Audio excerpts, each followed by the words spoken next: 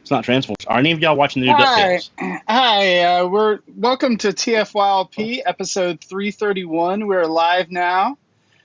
With me, I've got Anna Pope, Hello. Jack Bruner, Howdy, howdy. and Headmaster Don Ferguson. Hello, and Massey. You can't see him, but he's right here looking at me as if I've done a terrible, Bring horrible. me up there. Show me to the world. Okay, come here, Massey. Everybody wants to meet you. Do not claw me. Do not claw me. For those of you who have not met Massey, this is Massey, the internet famous attack cat.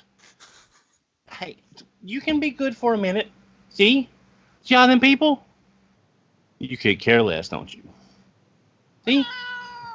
Okay. All right, boy. Okay, get down. Get down. Those ears mean he's happy. Yeah, let's lie to ourselves like that. And Don, welcome back to the show. I know it's been a few weeks here, so. Yeah, it's basically with the new schedule, me getting a weekend day off from work is like very difficult without putting in for it a month in advance. So unfortunately, it's probably not going to be a very common thing for me to be on at this new time slot just because everybody wants Sundays off from work and it's real hard to get a day off. So, but I will be on as much as I can. Well, great. I'm glad that we can have you this week. And if you notice, there's no Duran this week either. So we are going without him. So we're going to try and do this, hopefully about once a month or so, just to kind of give Duran a break. But it was his birthday this weekend, so happy birthday to Duran, and hopefully he's enjoying it. Definitely. Party! Yeah, we're wolfless this weekend, but he's out having time of his life. He had the time of his. Sorry, I won't sing this. So, how have y'all been doing? I haven't had a chance to talk to y'all off and on for the better half of a month and a half. So, how y'all been doing? Pretty good. Starting their new job and been fairly solid. Cool. Always scary. Always nice. Always scary. You never know what to expect. Mm-hmm. The new job. What is it? Pretty good overall. You have food. You have food. You have water. I'm Trying to say hi. I'm not opening up the window. No. And I myself, I'll be taking some vacations here, so I'll probably be off the show here for a few weeks after this. But yeah. So you're going to TFCon though, right? I have not made a decision yet on that.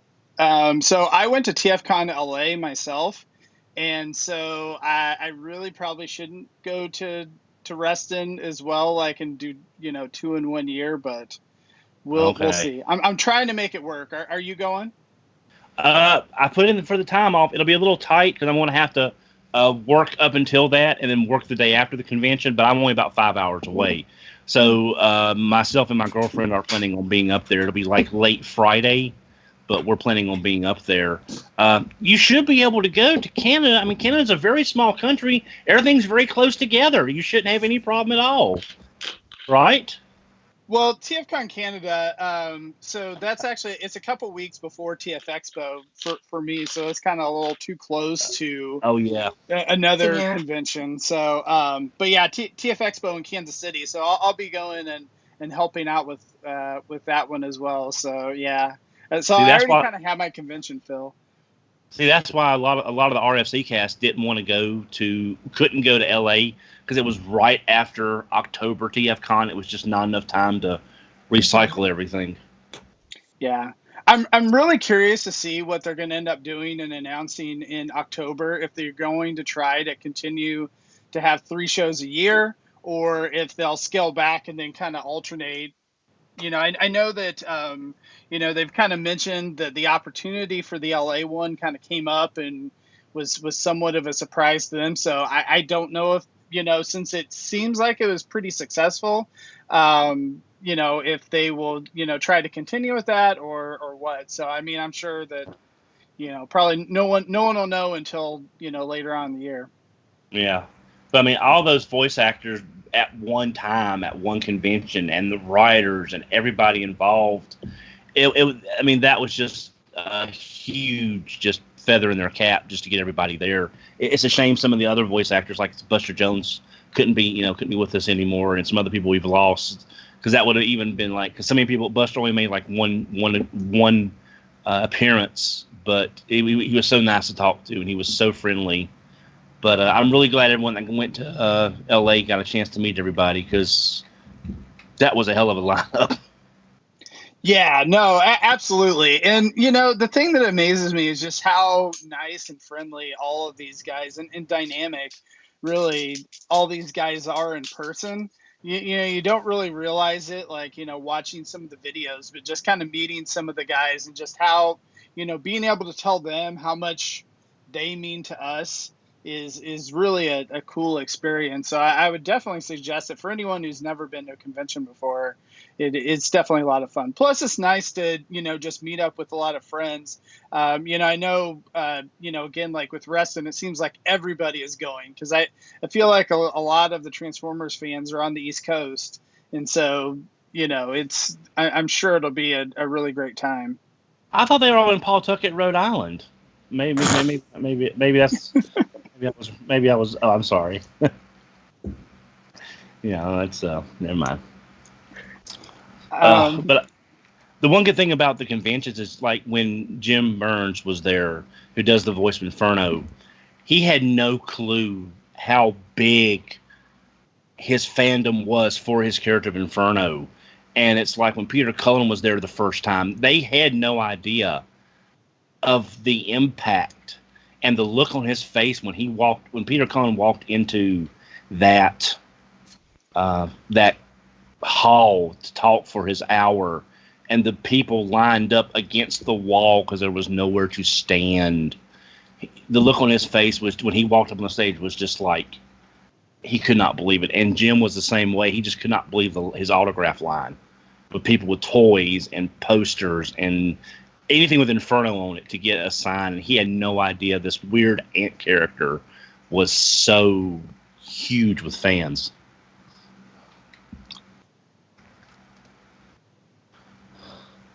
But yeah, so no, I mean, conventions are a great way to, kind of meet up with people that you've met online and be able to talk to them and all that type of thing. So, but our main topic tonight is actually not talking about conventions. I'm sure we'll probably talk about those as they get closer. But our main topic is actually talking about transformation and what role transformation plays in your enjoyment of a figure. So both good and bad, complex, easy, whatever it may be. So yeah, I don't know. To start us off, I know, Anna, this was kind of your topic and your thoughts. So what are your thoughts in general? I'm looking forward to this. I'm okay. So the reason I brought up this topic is just because a lot of times I see that people are really, excited for these new figures, especially like the big Fans Toys releases and the big MP releases that are, very impressive looking in hand, very nice looking robot modes. And they seem to have no real intention to transform them.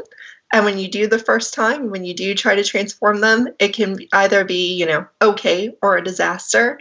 So that's kind of what got me thinking about this topic. I guess I just want to introduce the idea as, I don't know, to stay in honor of staying positive on this podcast, thanks to Duran's example, why don't we start with the positive thing about it? What is good about a figure having a more complex transformation? Why do we like a figure more when it's more complex? Sense of reward. That that you're going through. Basically, a transformer is nothing but a more complex, or basically it's a Rubik's Cube. You're just trying to get everything lined up from one mode to the other. And when you solved the Rubik's Cube for the first time, didn't you feel like, I did it without peeling all the stickers off? That no, you can't do that. That it doesn't count. But yeah, it's a complexity, like. It's a very fine balancing act that you want to be able to have the complexity to feel like a challenge, but not like for me it was like Leader Class Sentinel Prime. I don't think I ever finished transforming that figure. I think it's somewhere in a box still, half transformed, because I could not get the parts to line up for his truck mode. But to me, to me that's it. Other than getting a good looking figure, it's like it's like a reward for persevering through the transformation. Uh-huh. Yeah, go ahead. Ladies first. I wanted to say that I think that whole reward, or not the reward aspect, but the good-looking figure aspect is really interesting, because I was just thinking, like, how long has it been since we got MP? What was this, 11? Uh-huh. Has it been, what, almost 10 years? More than 10 years? Yeah, we're up to 40-something now, so God, it had to be longer than Yeah, that. something like that. So when this came out, compared to G1, compared to Classics, this was a complex figure. And it ended up being very, it's much more posable than the old figures. It's much more impressive looking than the old figures. But honestly, even though it was complex at the time, it's really not that tough to transform. It's not that complicated. It's still pretty fun to play with, even though I don't really love the mold. It's reasonably fun to play with. And then think about how much, right? I think about how much more I like this. And this is the Make Toys Starscream. As far as, how it looks so much cooler. It looks so much more accurate to me. But the transformation is meaningfully more complex. Like, it takes significantly longer and significantly more effort to get to this, which is cooler. Like, this is a neater toy from, like, a play perspective and from a looks perspective, to me, at least. But it definitely takes more effort. So I find that really interesting. Well, are you one of the ones that gave up their Masterpiece Starscream in favor of Meteor? Because I read a lot of people, they sold their Masterpiece Starscream because that Meteor was a better representation to them. Yep, you bet I did. Well, and I think that the Meteor, even though he's more complex, it's still like an intuitive and fun transformation. There's nothing that you're, doing it that you're like, oh, I don't know where this goes or whatever. I mean, I feel like I usually judge it based on, like, how many times do I have to pull the instructions out in order to transform it. And that one didn't really seem like it was too bad. There's really only a couple places.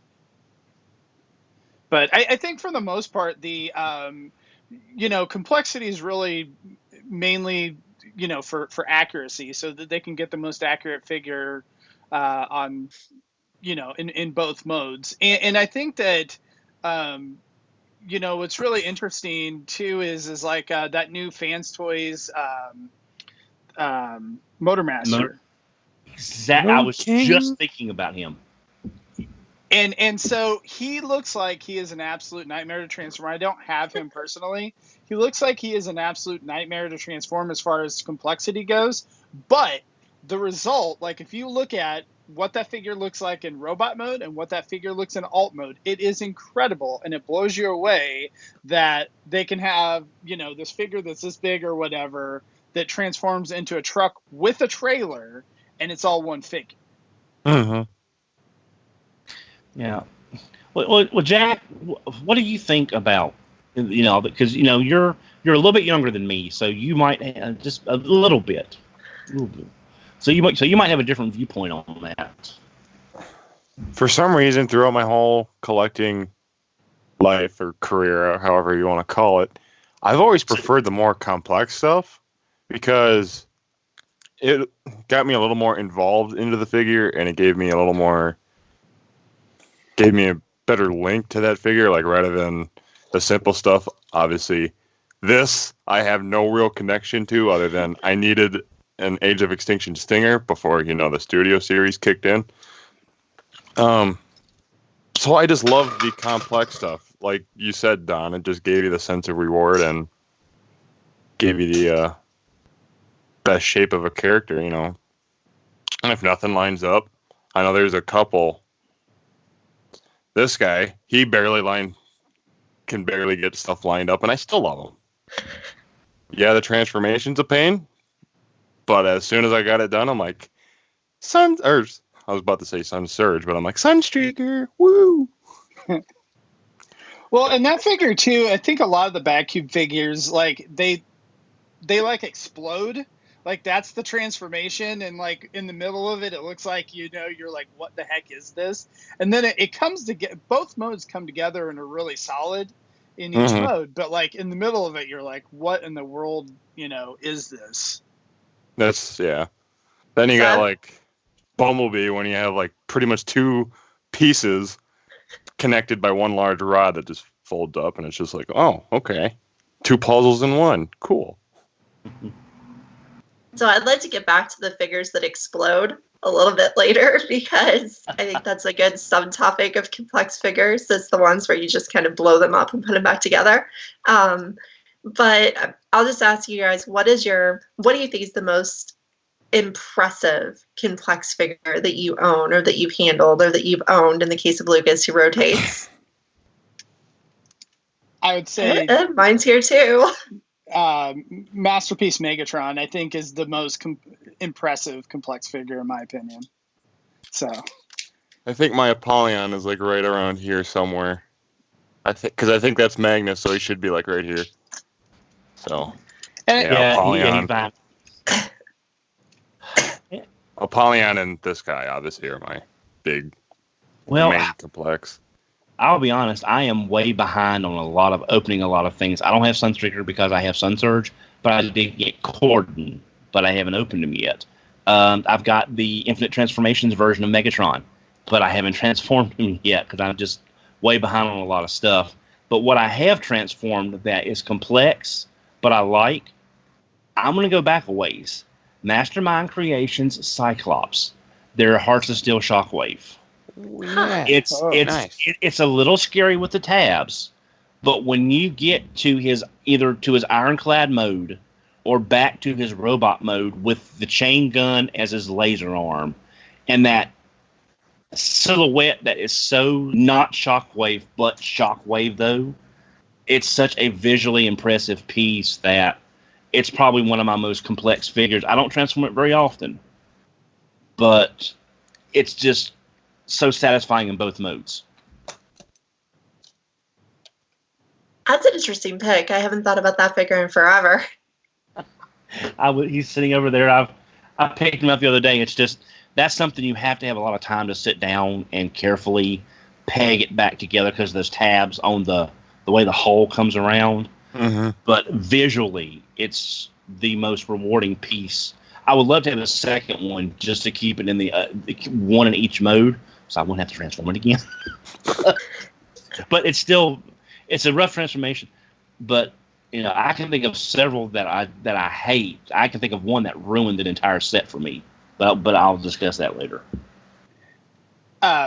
Yeah, so that's an interesting pick, I think, too, because, you know, that's such a unique mold and a unique figure. Like, we're probably never going to get another version of a Hearts of Steel, you know, Shockwave like that. And so I think that's what third party does best is giving us some of those kind of figures, some kind of crazy figure that Hasbro's never going to do. Yeah.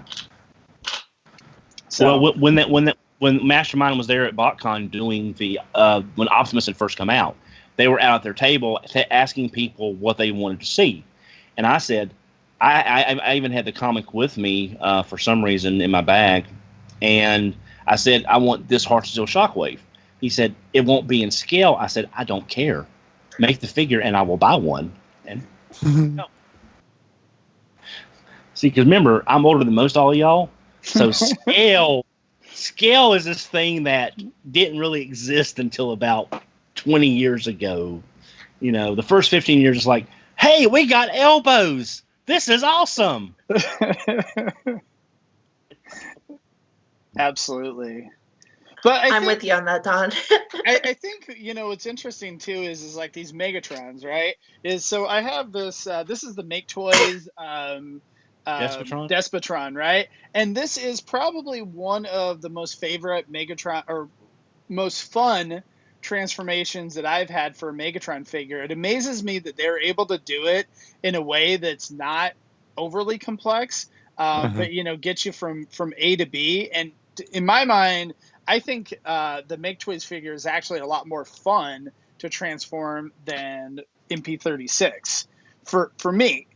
But MP36, I think, has the more interesting engineering, where like the collapsible legs, I think, is just kind of an incredible touch that they added. And I don't think that there's anything on this figure that doesn't make sense. But at the same time, this figure, MP36 probably takes about 45 minutes to transform, whereas the Make Toys figure probably takes like 15 minutes to transform. So it's just kind of a difference. Yeah, I just wish I had time to transform, because I've got Despotron that I've transformed. I just haven't had a chance to do the Infinite Toys version yet. Yeah, it's definitely something where you need to block off some time to transform it. So that's what I do with Apollyon both ways. Take an hour at least, I'm like, God, I'm never doing this again. Dinner, pay bills, transform robot, bed. Yep. Okay. So what would you say?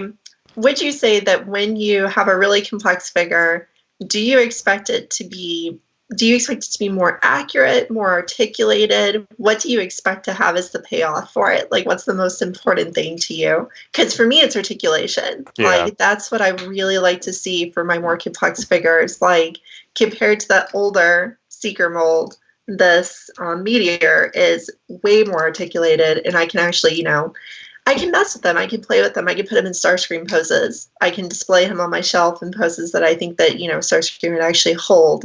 Whereas with both of the older Seeker molds, I could never really pose them in a way that I like them at all. Without them falling over. So Right. Meteor has a crumble into a pile mode. That's very interesting. When he's shot by Galvatron, he sort of crumbles. Sorry. I don't know that you would call it articulation. He has 400 points of movement. He just can't use any of them. 400 points of disintegration. But I don't necessarily think with articulation that you have to have a complex transformation in order to have a lot of articulation. I think there's a lot of figures that that you can point to that still have it without that. To me, I feel like it's all about accuracy, and that's the reason why there's a complex, figure. But I think even like, the Siege Optimus Prime, he has a ton of articulation. He's not hard to transform. Or the new MMC Springer, whatever the heck his name is, Saltus. That's an incredible figure. It has a ton of articulation. It has all that you would want on it, but at the same time, it's fun to transform. The other thing for me is that I held up MMC's Tar and Coulter when you said a figure that has lots of articulation but isn't complex. This is one of the simplest transformations that is a figure that I actually like to mess with. And, it has excellent articulation. It's really animated. It really looks good, in many ways that you can pose it. But it doesn't take, I don't even think it takes 10 minutes to transform that thing. Now that, again, the alt mode is kind of but it's supposed to be so it's okay. I think, well, Jack, you go ahead. I'm still kind of trying to think on this. So was I. Well, I think the complexity needs to be there for a reason, whether it is accuracy or articulation or maybe the way, like if it's a licensed figure like Sunstreaker, maybe the articulation had to be put in there to get the modes that the rights owner wanted to look at. So you had to have that articulation to get the looks to meet the licensing criteria. So as long as the articulation serves a purpose, whether you want every one of your robots in the Iron Man pose or you're all in flight stand, as long as the complexity gives you a benefit without being so complex, and this is my negative. Fans Project Intimidator. That one figure made me hate the entire Fans Project Stunticon set. It's over-engineered, over-complicated, over-greebly, doesn't look that great. Yes, I know it's a product of its times, but that one figure ruined any love I've had for the Fans Project Stunticons. And I like the small figures.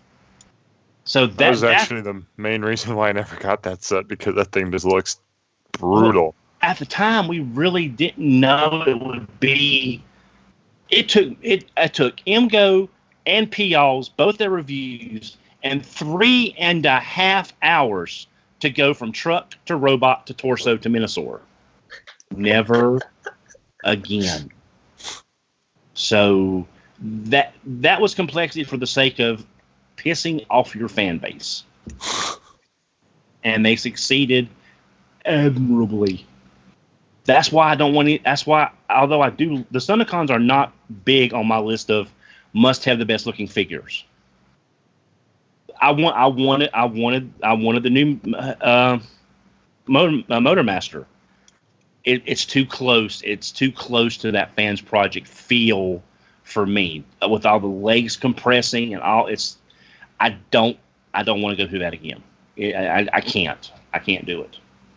I'm worried about it too, because my current Stunticons are the Transformation set, which is kind of a strange set because people are going for those really accurate new ones, like the Fans Toys ones, or they're going for the really stylized ones. That one's kind of in the middle, and I really like the set. I really think it's fun, but I don't have any intention to ever rebuild that trailer for Motormaster, because it doesn't sound like a fun thing to do, because it's all in little pieces all over the place. And I have no intention to do that. It just doesn't seem like my kind of puzzle. Yeah, I mean, I think in general, like the MMC figures, they're based on Cybertronian modes, and the Siege Optimus Primus too, where the alt modes are kind of just made up. And so now a lot of the MMC, they are able, like that Tarn figure that you had held up, that one is actually accurate to the comics, but in general, like they don't have to be as complex. Whereas, if you're trying to get a real world, car or gun, I mean, I think Megatron is definitely an interesting one, because it looks nothing like, between a robot and the gun mode or whatever, that the engineering that has to go on for that is just it just requires there to be crazy engineering. Well, do you think maybe if the character is like from a comic like Tarn, people don't necessarily,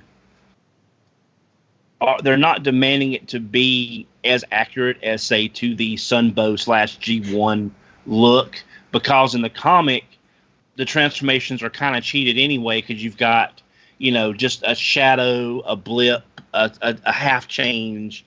You don't have to animate the full transformation. So the engineering on, say, Tarn doesn't have to be as precise, because you got a little more leeway there with the transformation, because people can fill in the blanks with their heads in the comic, and the figure can kind of do that already without being, we saw him transform in the show like this. It has to look like this because it's a G1. It's a G1 character versus, say, Tarn. Uh-huh. That's a good point, Don, that you bring up. Is the complexity an opportunity to get the transformation right? Because I have to say, I have a pretty decently big, masterpiece-ish collection, and I have never sat down and checked to make sure that the transformation actually matches the cartoon. I've never even thought to do that. That sounds like I've heard people doing that. I would never do. It's just, I don't need them to be that accurate, but I was just wondering if maybe a comic-based figure could get away with a little more or a little less complexity, as long as the modes kind of look the way they're supposed to, versus, say, Sunstreaker or somebody having to look like the G1 Sunbow look to meet that rightness. I don't know. I mean, I know MMC, people have been critical of them, with the reformatted line because it wasn't accurate enough. And they typically try to have as simple of a transformation as they can for that line. And so, I mean, they've been, criticized for that, and they've actually changed it a little bit to where their more recent figures are a lot more accurate than, what they were a couple years ago.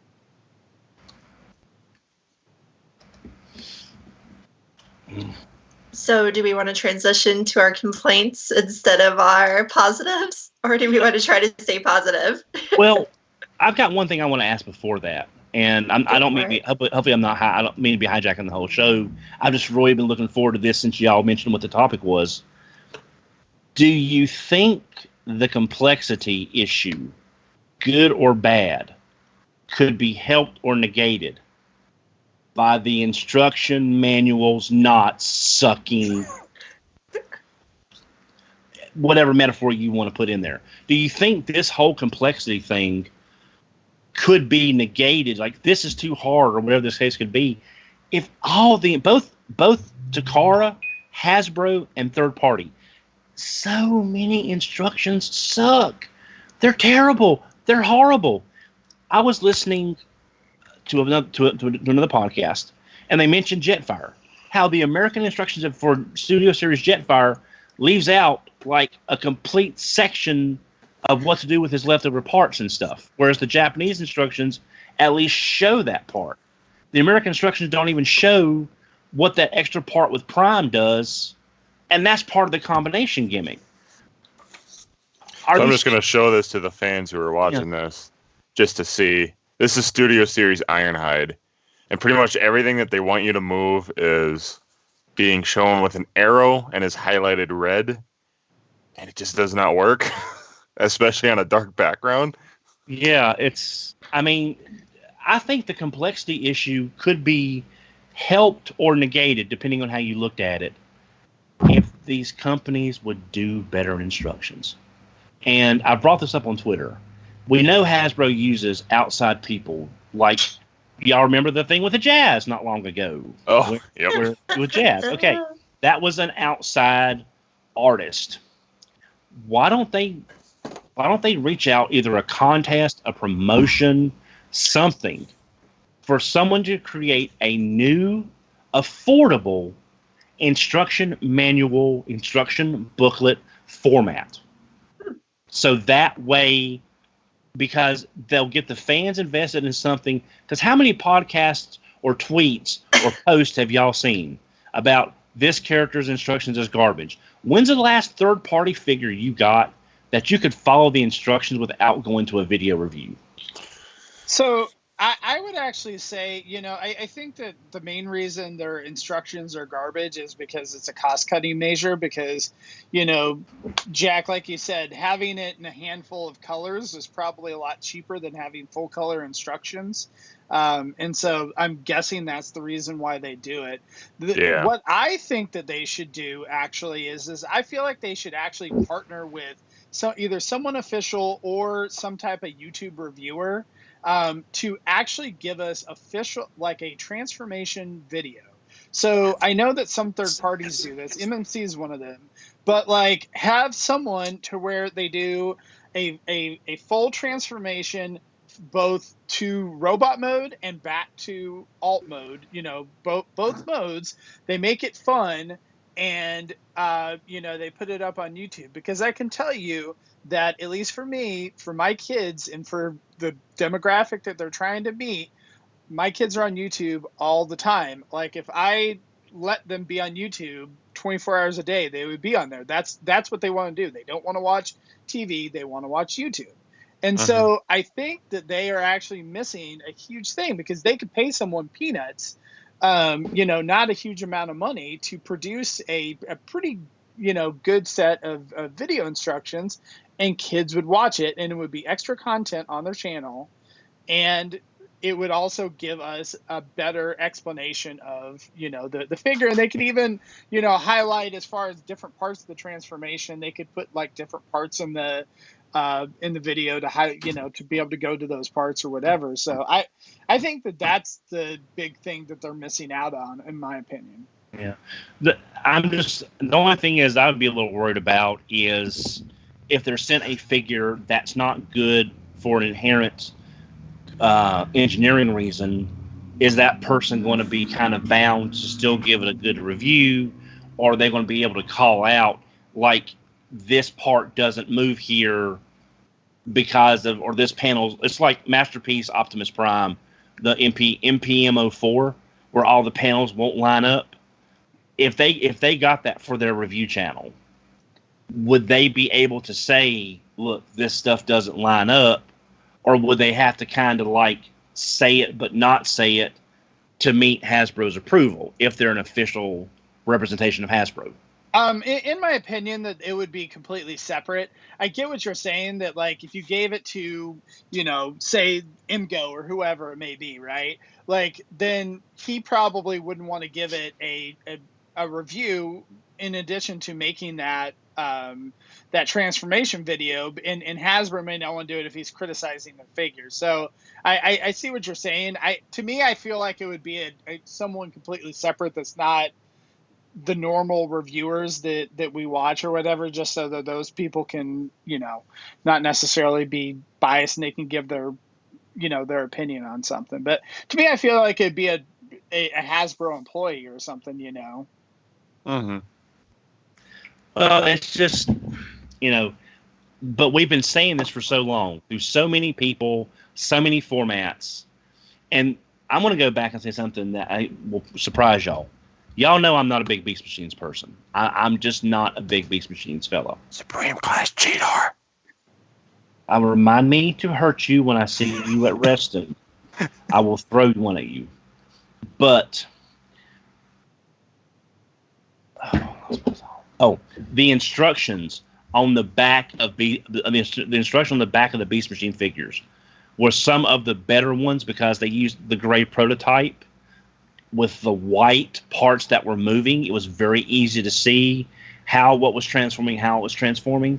So if they just didn't have the background, I mean, there has to be a fine line between the instructions you got for Ironhide and what we were getting for Beast Hunters. Those gigantic, huge posters that, while very detailed, were somewhat unwieldy. There's got to be a common ground.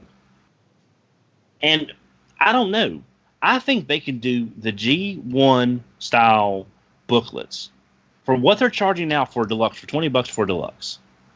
And even if it wasn't in color, if it was colored correctly in your blacks, whites, and reds colored correctly, I think you could still pull off a good approximation of the G1 booklets showing the parts and not be that much more expensive and not have the frustration from the customers. Mm-hmm. Yeah, I agree. I mean, I think that there's probably a lot of opportunities that they could take to do that. But, I personally, I really like the approach that MMC has taken with some of their figures, and I wish that they would do that. So, but one thing I wanted to hit on too is just in general that the transformation can be too easy, or when I say too easy, like too generic.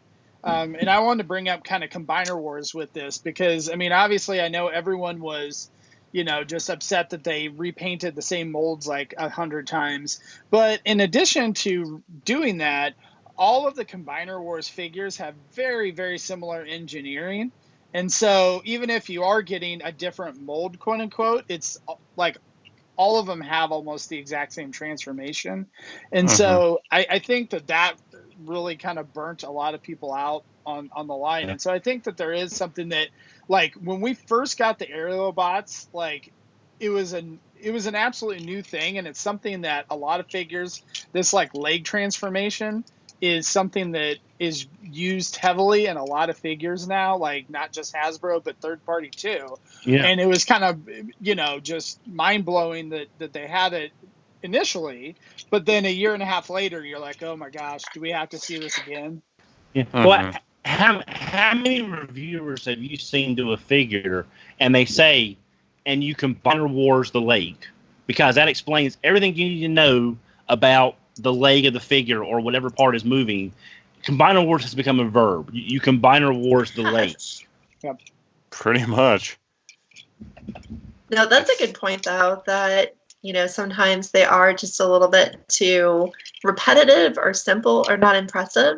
And that's another positive that I wanted to ask you all about. How important is it that, I know, and I don't know if this is a term that the rest of the world uses or if this is just something that Lucas uses, and he's like the Transformers collector I talk to the most, but does a complex figure have to have some sort of masterpiece moment, as Lucas says, where it's just really impressive in how it transforms?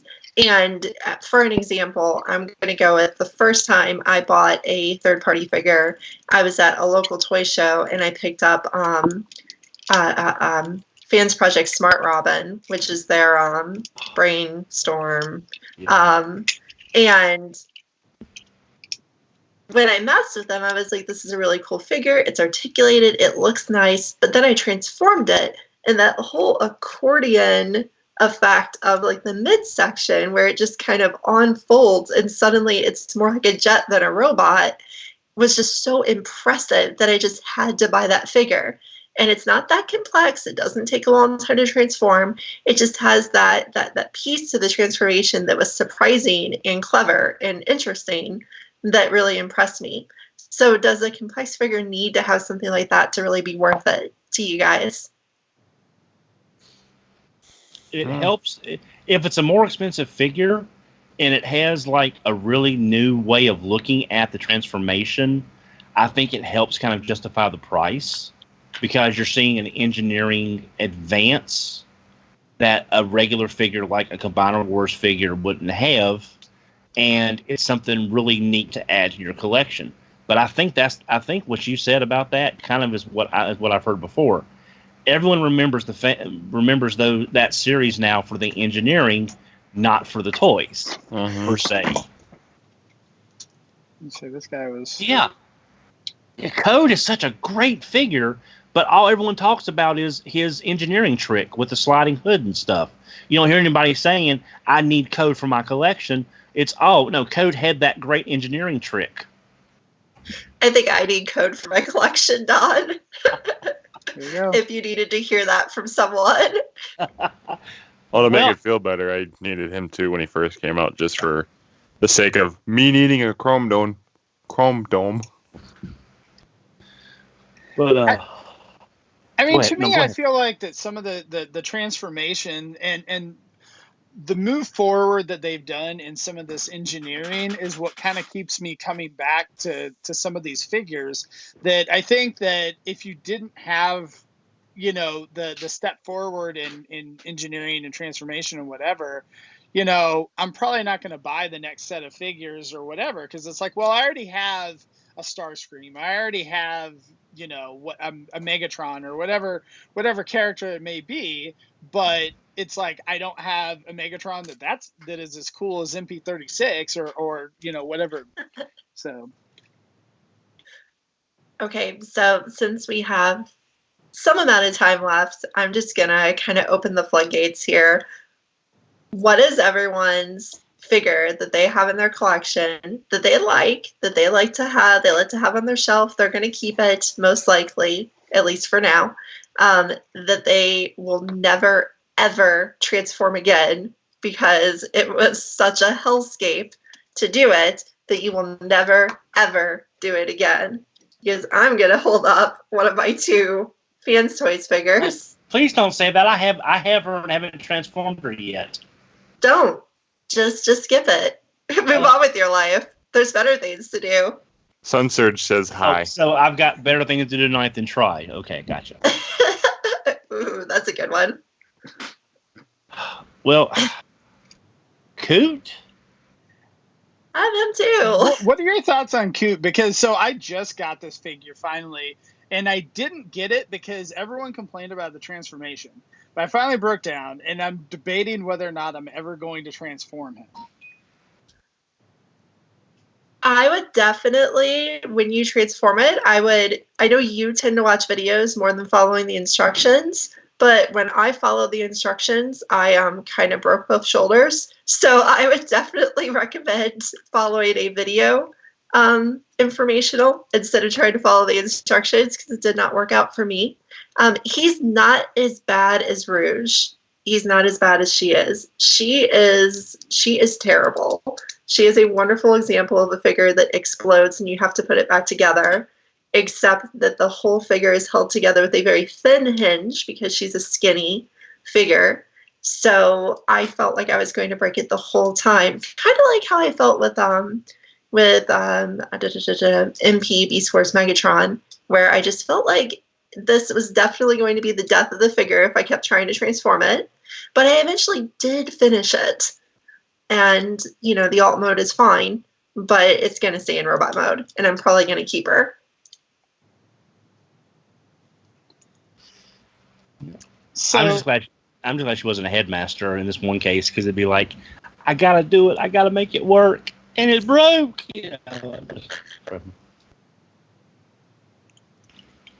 So my pick for the Nightmare transformation, and it's on a mini-bot, is the X-Transbots Boost. The things that you have to do to this figure in order to transform it with the feet is just, it's a nightmare. And so I've done the transformation a couple times, but it's not something that I really want to do because the way they make it, you actually have to bend plastic past other plastic in order to get it transformed. The same thing with the arms. And then once you get all that done, in order to line it up and actually tab the chest into the legs, there's these, both wheels have to be lined up perfectly in order for, on both sides, in order to tab the chest in. So it's just, this is a nightmare figure. And honestly, I probably am not going to transform it, back and forth much more at all.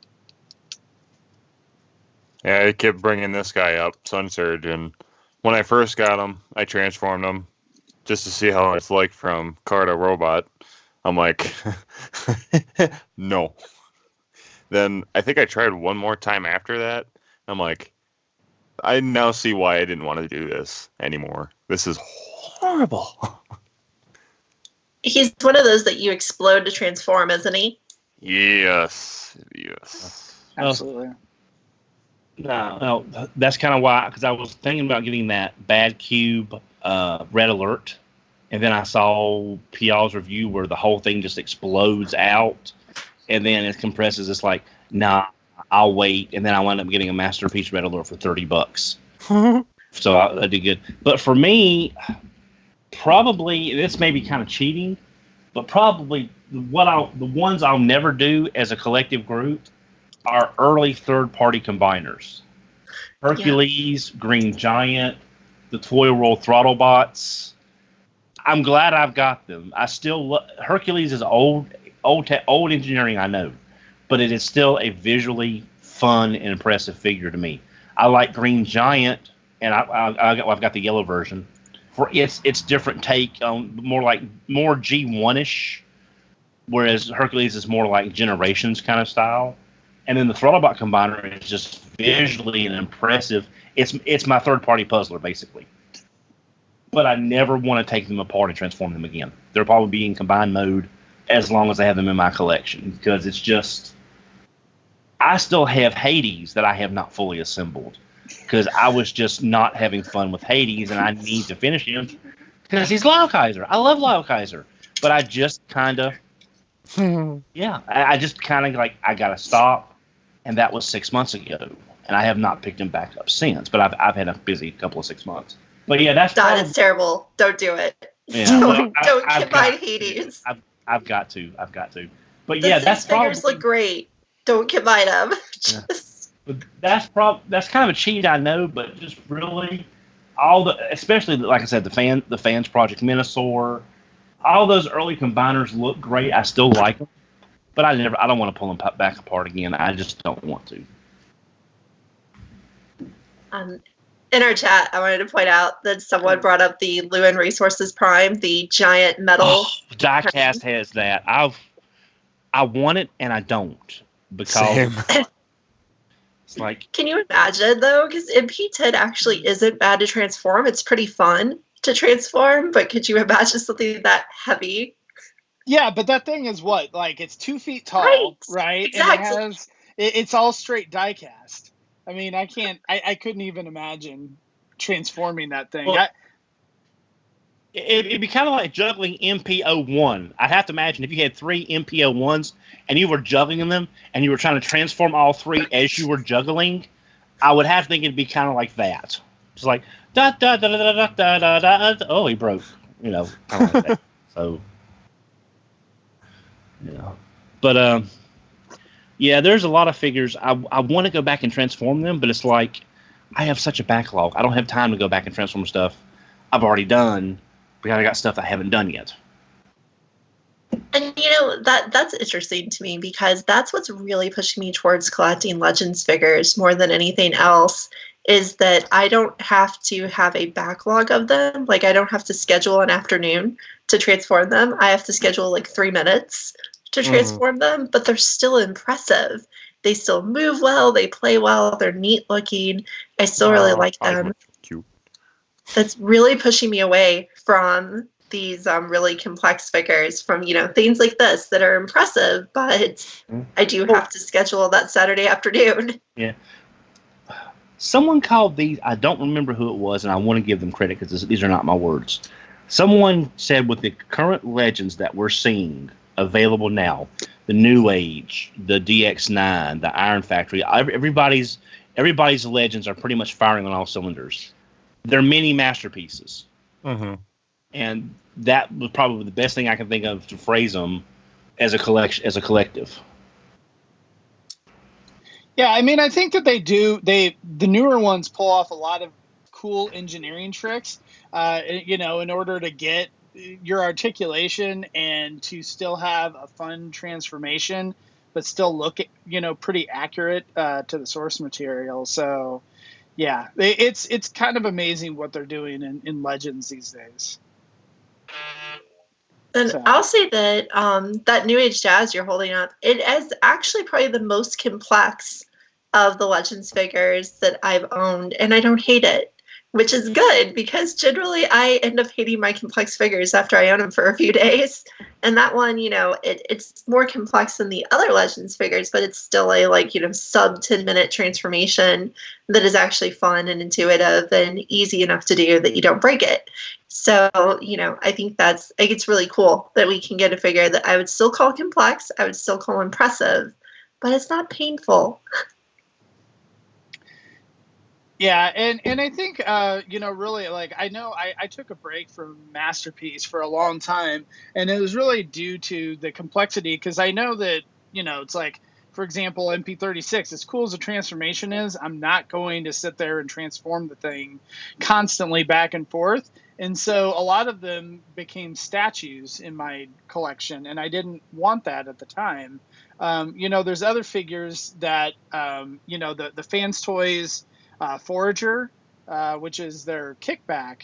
The thing broke on me whenever I transformed it, and so it really kind of soured me on a lot of their other releases as well, because that it's just a kind of like your RC Anna or a couple of the other ones that you've brought up. I don't really like the if a figure is engineered to break easily, I don't really like that. So but yeah, that's why I know me, the same thing with the Legends, that I enjoy transforming these a lot more than, some of the big masterpieces. But so the last question I want to ask for example figures from us is, are there any figures in your collection or that you've owned or that you've gotten rid of that the transformation was just so frustrating, so bad that you just didn't want to own the figure anymore, that you didn't want to deal with it? And it's not just that you didn't want to transform it again, it's that you almost felt like you just started to hate the figure and you wanted to get rid of it. Because for me, that is a figure that I'd been wanting forever. I'd been wanting this toy for over a year now, and I finally got the SXS Hot Flame, and he's one of those figures where you explode him to transform him, except the plastic is thin and brittle and kind of feels very breakable, and some parts make that noise when you move them. And now his shoulder feels really loose. Good. And as much as I love this look, he looks just like the comics. He looks great. I almost want to get rid of him just because he pisses me off, honestly. That is a good question. I know I have, but I can't remember who it was. It was someone from Beast Machines, but I don't remember. But I know I've done it once or twice. It's like I found a figure in a bin, and I was like, no. I got a feeling if I were to say what I was going to say, Don would just break through the internet and his hand would just come out and slap me because I would have said, "Is it Supreme Cheetor? Is it Supreme Cheetor?" No, my Supreme Cheetor is actually in pieces because I finally decided to break the thing, and I'm gonna when I'm up to it, I'm gonna periscope me throwing it into the local county dump and just watching it just shatter on the bottom. Yep. But no, I don't remember what it was, but it was something. It might have been War for Cybertron Kickback. Oh yeah, that's true. No, wait a minute. No. It was the Beast Wars not the small Insecticon, but the big one. I don't remember the name of it. It was I don't remember. It was one of the Beast War figures that was just all legs and body, and it just never went back together again. That was I know what you're talking about, but I can't think of it. I can't think of the name, but I threw it on eBay. I said, Beast Wars, whoever it was, I can't transform it. I think it's all there, $4.99 and $3 shipping, and I sold it like in a day or two just to get rid of it. Oh, we have another good one in the chat. X-Transbot's Ollie. Yeah, so I held that one because someone was selling it. I picked it up for Lucas, and I thought about transforming it, and I was like, there's a 90% chance I'm going to break this. I'm going to just braid it to him and say I'm never touching it again. Yeah. Someone said the recent reissue had improvements, and I've seen it cheap for like $29. Well, the turbo version. Yes, the turbo version is real cheap. But it's like, I don't know how much improvement you could have put on this figure, and you're selling it for $29. The turbo version is, I think, version 1, Don. I think that they have released 2 different versions of Ollie. So, like, they did a V2 a few years ago, and then they released a version 3, I think, this last year. And supposedly that one is supposed to be better. So, because they got me with Sonicron. They done got me with Sonicron. They ain't getting me again. Yeah. So while you owned Ollie, Lucas, did you ever transform it, or did you just get that thing away as fast as you could? I transformed it once because in order to sell it, I had to get it back to vehicle mode, so it was not fun. So. Well, I'd say Sun Surge again, but I kind of want to change the subject for once. I think the one that really frustrated me was DX9 Salmor, their Psykill. Yeah. Before I got him, I was set. I'm like, I love him. The way he transforms is awesome. Or just from what I saw in the videos. Then when I got to him, it's like transforming him. I think Robot 2 Bike, the engine piece is full into the body, and there's no real way without getting him out without, having to flex some plastic. And that's the main thing that infuriates me about that figure is you're also shaving some plastic. So I know there's a couple of corners to where they're kind of flattened because of the pieces taken off the edges. And I'm like, I hope this doesn't ruin this figure for me because I still love it. But that just, I feel something's about to crack in that body section. Yeah. Pretty quick. And unfortunately, the DX Bike Robo version has gone up so much in price. It's really not a good affordable alternative to that Salmore if you want a super GoBot cycle kind of thing. Mm-hmm. I seriously owned Salmore for about 10 minutes. I took that thing out of the box. I started to mess with it, started to transform it. I was just like, oh my God, what have I done? Put it back in the box and put it up for sale. Oh my goodness, I could not stand that thing. And I liked their Crasher, like the invisible mold. I actually like that just fine. Like, it's not the most beautiful figure, but it's a fun toy. It's a good Crasher. But good grief, that's Salmore. Yeah, there's definitely figures like that. I mean, you can tell this is an older figure that they've not aged well with time. They're not all older, Lucas. They're not all older. Yeah, no, well, yeah, but yeah, no, I think again, Fan Toys Forager was kind of the one for me. I got really upset and I ended up selling all my Fan Toys at the time because of it. Not just that one, and I will never own that figure again. Mainly because now I think that they go for a ridiculous price. So the Fan Toys Insecticons, but so yeah, I've since relented and went back and bought several Fan Toys figures after that. But at the time, it really upset me that they made a figure that ends up is very easy to break. So, all right. Well, do you have any final thoughts before we wrap? Well, I do, I guess. I think we have to look at the complexity as not being I guess it can be a make or break kind of thing, because it's like for me and that Motormaster, that looked to be too complicated for what I was getting out of it, too close to what I went through with the Fans Project.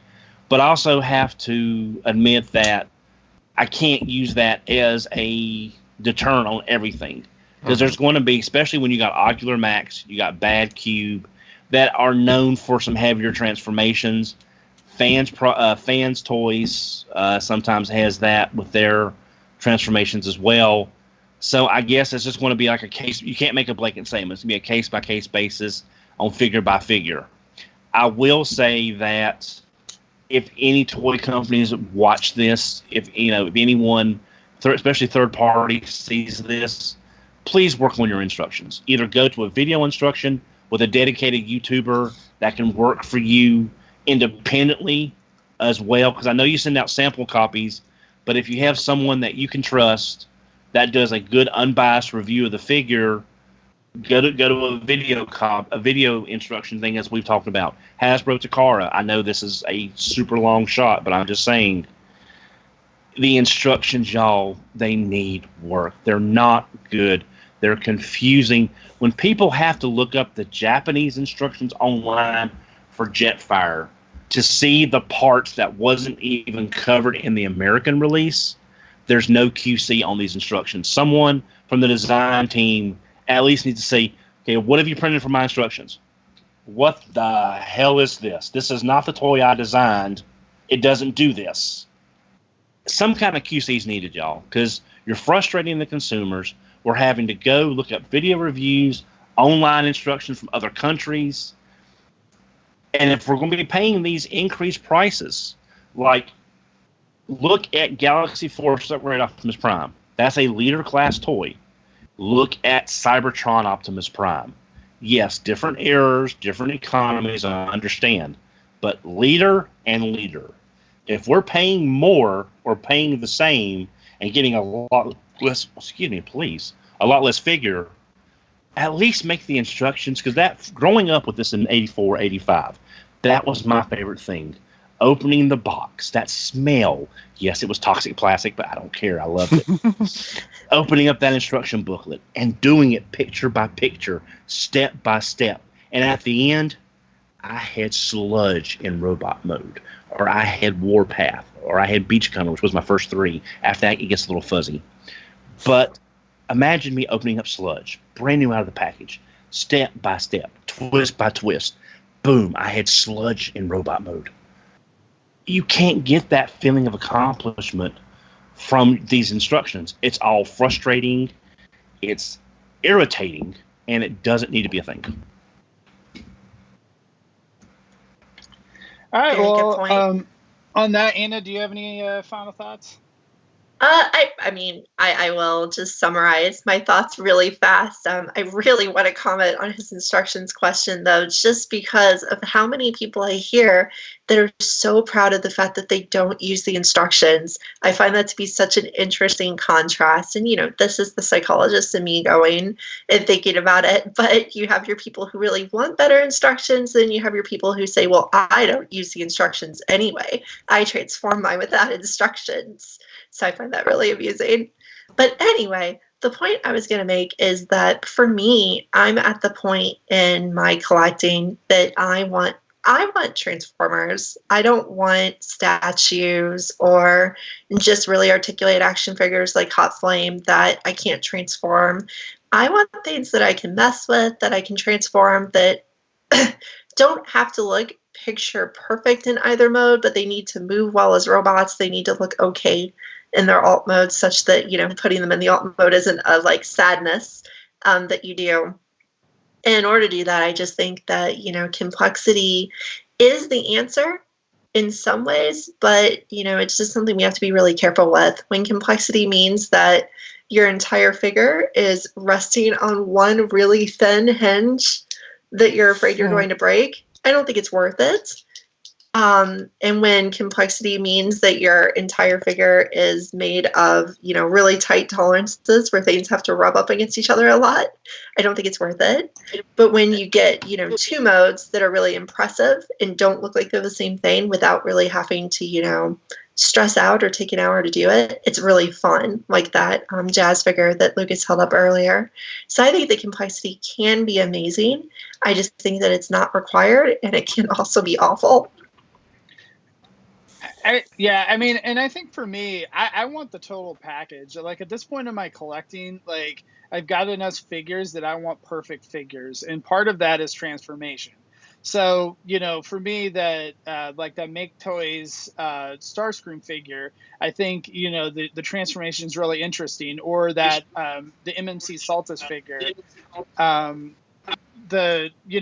for a triple changer, I think that has some of the most amazing, engineering and fun transformation that doesn't take very, incredibly long. So I kind of want it all, at this point for myself.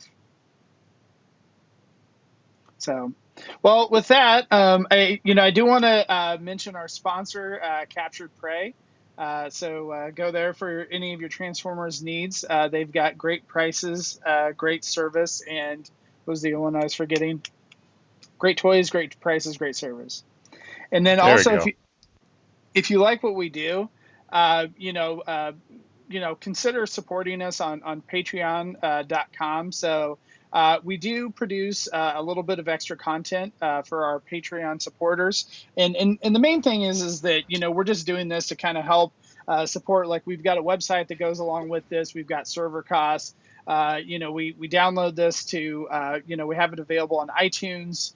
And so there are, costs associated with all this, buying some of the equipment and whatnot to produce it. And so, with that, you can support it as little as $1 a month. And, we have, extra after hours content that we do and whatnot. And, we would just appreciate it. So that's patreon.com/TFYLP. And then also, we have a couple extra new shows. We have Microcasters that's been going on. That's Tuesday nights at 10 o'clock Eastern. And I don't think do we have a figure that we've decided on yet this week, Anna? Oh my goodness, we haven't even talked about it yet, have we? Yeah. I mean, we totally have a plan, and you should watch it because it will be a very planned show that will be very smooth, obviously. So. But yeah, check us out Tuesday nights. That's at the TF Talk Facebook page that you can check us out there. And it's also available on iTunes as well. And then we also have a new show that is exclusive to Twitch, which is Ouch My Wallet. So, we've moved that show to its own show on Twitch, and then I believe that that'll be available as well on iTunes as well. So, so I guess with that, I guess that's it. And everyone have a good Sunday afternoon, and we'll see you later. Everybody take care. See ya. Toodles.